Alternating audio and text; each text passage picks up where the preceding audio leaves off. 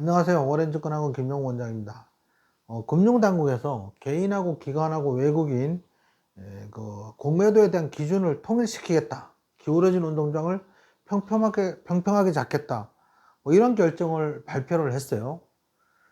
이게 어떤 내용인지, 뭘 공평하게 하는 건지, 그리고 과연 이게 옳은 결정인지, 뭐 이런 것들에 대해서 살펴보도록 하겠습니다. 일단은 이제 상한 기간에 대해서 공매도를 하면 개인은 단기일에 갚아야 되는데, 기관 투자가들이나 외국인은 이제 기간 제한이 좀 없었어요. 그런데 이제 그거를 개인이든 뭐 기관이든 90일 한도로 빌린 주식을 갚아야 된다. 뭐 이런 기준을 통일시키겠다고 합니다. 이게 통일시키는 게 옳은 것이냐 판단은 나중에 뒤로 밀어두고요. 그 다음에 빌리잖아요. 담보 비율이 있을 거 아니에요. 개인이 이제 120% 이상의 그 담보 비율을 갖고 신용대출이니까 그렇게 하는 건데, 기간은 이제 105%인데 똑같이 105%를 하겠다. 이게 글쎄 저는 이게 맞는 처방인가, 이거에 대해서 좀 고민을 해볼 필요가 있습니다. 그 다음에 사실 가장 중요한 건 이거예요. 불법인 게 이제 무차입, 빌리지 않고 공매도를 먼저 치고 나중에 사서 갚는 게 이제 무차입 공매도인데, 이게 불법이거든요. 이 불법 공매도를 막기 위해서 전산 시스템을 개발을 하면 간단한데, 외국인 투자가나 기관 투자가에서 현행대로 주식 빌려주고 받는 것을 뭐 메신저나 메일로 주고 받으면서 편리하게 했었거든요. 근데 예전에 저희가 공매도에 대한 불법 공매도 적발에 대해서 영상 찍어 올리면서 이거 자세히 다뤘었어요. 전산 시스템 개발하면 간단한 거 아니냐, 이게 뭐 어려운 일이라고 뭐 이렇게 얘기를 했었는데, 사실 전산 시스템 만들면 간단합니다. 그다음 어려운 것도 아니에요. 기관 투자가나 외국인 투자가들이 공매도를 좀 편리하게 하기 위해서 이걸 반대했던 거죠. 그래서 이거를 완전히 차단하는 전산 시스템을 만들겠다. 이게 2020년 당시에도 이제 국회에서 논의가 됐었는데, 기관이나 외국인 투자가들하고 그다음에 증권사에서 반대를 해서 좀 무산됐다고 합니다. 아무래도 이제 외국인이 공매도를 치는데 대부분의 그 공매도 비중이 한 60, 70% 이상은 외국이니까, 그죠? 외국인이 공매도를 치는데 간행적으로 하든 뭐 그런 것들이 있었겠죠. 실제로 이제 미국에서는 나 3일 안에 갚을게, 이렇게 서로 의견 일치만 되면 무차익 공매도를 하고 단기일 안에 갚으면 되는 거거든요. 그 외국에서는 당사자들끼리만 협의가 되면 뭐 일정 부분 단기간에는 허용하거든요. 그 다음에 공매도의 공시 제도를 좀 강화하겠다, 뭐 그런 건데, 현재는 이제 공매도 잔고가 발행량의 0.5% 이상이면 공시하게 돼 있어요.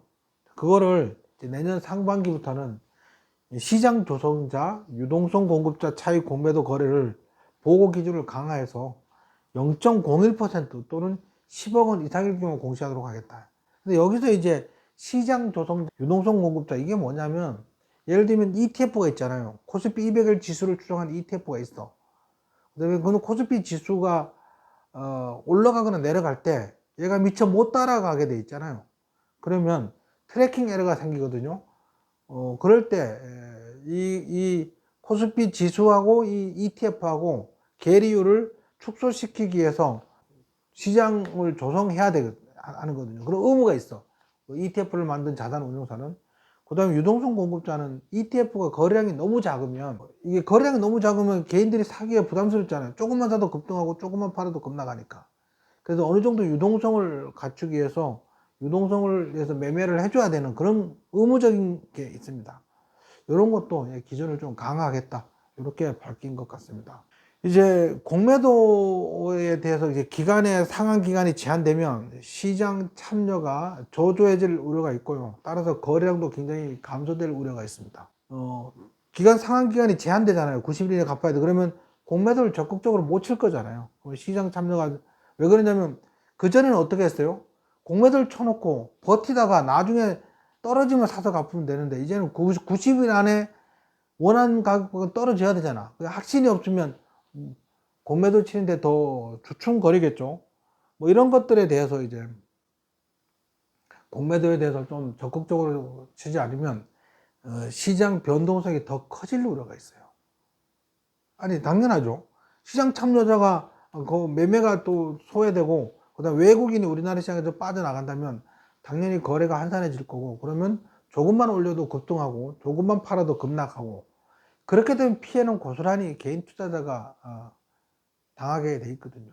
이제 개인 투자자들이 공매도 금지를 굉장히 열심히 주장을 했었는데, 공매도 금지가 돼서 이런 것들이 적용이 된다면 사실은 뭐 늑대 피하다가 호랑이를 만나는 격? 뭐 그렇게 될 가능성도 없지 않아 있습니다. 왜냐면 공매도를 주라는 외국인 투자가들 입장에서는 상승할 때 주식을 매수해서 상승할 때 수익을 내고, 하락할 때 공매도 쳐서 수익을 내고, 롱숏 전략을 주로 하거든요. 해지야 선물 매도 치면 되는 거니까 대체할 수 있지만, 하락할 때 수익을 내는 거는 이제 아무래도 공매도를 쳐서 주로 하는 건데, 이게 어느 정도 제한되고 그러면 굳이 우리 시장에 남아있을 필요가 없는 거죠. 세계적으로 시장이 널렸는데, 그런 면에서 외국인 투자가가 우리나라 시장을 떠날 우려도 염두에 둬야 됩니다. 만약에 그렇게 되면 우리나라 증시는 사실은 더 하락하지 절대 못 가요. 네. 어쨌든 개인 투자자들의 그 공매도 금지를 소원을 들어주기 위해서 시장을 대폭 축소하는, 시장이 대폭 축소되면 지수는 당연히 떨어지고 변동성도 떨어지고, 그러면 증시는 더 상승을 못하는 그런 경향이 있습니다. 지금 우리나라 주식시장이 못 가는 이유가 그 공매도 때문이라고 말하는 분도 계시더라고요. 무슨 대학 교수였는데 막 올라가는데 공매도를 치니까 더 많이 못 올라간다는 거야. 이거는 정말 너무 무지한 논리야. 필요 이상 급등이 되면 급락이 따라오기 때문에 거기 피해를 개인들이 더 고스란히 받는데, 그거를 공매도 때문에 주식이 더 많이 상승하고 싶은데 못 상승한다고 그걸 또 인터뷰를 따서 방송 뉴스에 실는 기자들도 그렇고 참 너무 금융에 대해서 무지합니다. 공매도에 대해서 너무 무지하고 사실 좀 답답합니다. 어쨌든 뭐 이렇게 하기로 했다면 어떻게 될지는 좀 지켜봐야 되겠습니다. 하지만 제가 생각하기에는 너무 좀 후진적으로 바뀌었다, 이렇게 생각합니다. 그래서 시장이 좀 더 부진할 가능성이 많고, 이렇게 되면 우리는 어떻게 해야 돼요?